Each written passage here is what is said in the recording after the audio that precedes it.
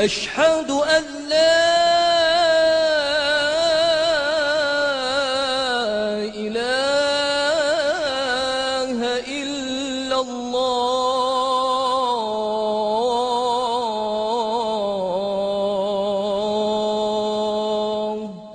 Bismillah, wassalam wassalam ala Rasulullah. Aujourd'hui, notre frère suisse converti à l'islam, il va nous parler, Inch'Allah, d'une autre miracle scientifique du hadith du prophète Mohammed, celui de la grâce et la paix, concernant la mobilisation des organes du corps humain.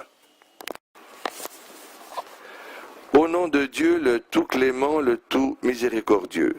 La mobilisation des organes du corps humain. Le messager d'Allah, prière et salut sur lui, dit: Tu vois constamment les croyants dans leur compassion, leur amour et leur bienveillance, tel un seul corps qui, dès que l'un de ses organes se plaint, les autres organes se mobilisent et accourent pour l'assister dans la veille et la fièvre. Rapporté par El-Bukhari. La vérité scientifique.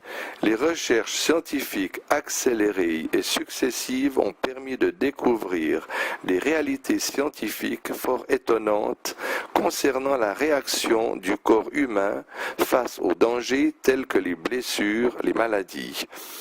L'on découvrit ainsi les lignes de défense et les réactions fonctionnelles du corps au moment de l'atteinte du corps par une maladie ou une blessure. Ces réactions vont toujours de pair avec le degré de douleur ressenti par l'organe touché. La gravité du mal causé à l'organe va crescendo avec l'importance de l'énergie et des fonctions mobilisées pour endiguer la maladie. Par exemple, quand un organe est touché, des centres du cerveau appellent les glandes pituitaires à sécréter des hormones qui alerteront les autres glandes endocrines et les amèneront à sécréter des matières qui mobiliseront et appelleront tous les organes du corps afin qu'ils mettent leur fonction à profit pour secourir l'organe qui se plaint. Le mot arabe tada'a veut dire que le corps mobilise son énergie pour voler au secours de l'organe plaignant. Ainsi, le cœur, par exemple, intensifie-t-il ses battements pour accélérer la circulation sanguine alors que les vaisseaux sanguins se contractent dans les parties apathiques du corps et se décontractent dans les parties entourant l'organe touché afin de ravitailler ce dernier en énergie, en oxygène, en anticorps, en hormones et en aminoacides constructifs. Il faut noter que le mot arabe tada'a implique aussi, suivant son champ sémantique, que le corps se décompose et s'écroule, et ce, en fournissant une partie de son stock de graisse à l'organe touché jusqu'à ce que la maladie qui touche ce dernier soit sous contrôle et que les tissus se ressoudent. Après quoi le corps se reconstitue.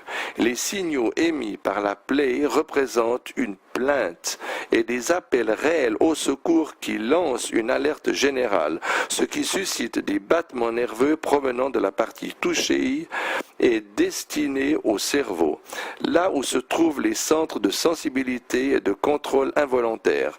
Puis, avec la première goutte de sang ou la première lacération de la peau, les matières chimiques sont émises et tous les organes du corps, suivant leur fonction, réagissent à cet appel.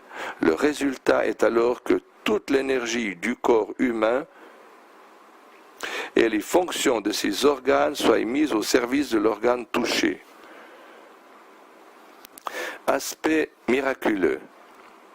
Tel que mentionné dans le hadith ci-dessus, la médecine affirme que les parties du corps s'appellent les unes les autres au sens propre du terme.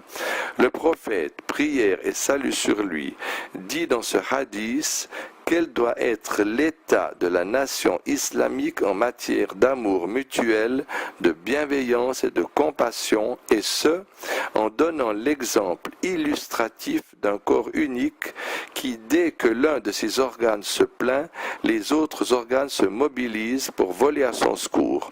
Le mot arabe arabe, tada'a est le terme le plus approprié et le plus précis que l'on aurait pu utiliser à cet effet pour décrire ce qui arrive dans le corps dès qu'un organe est touché.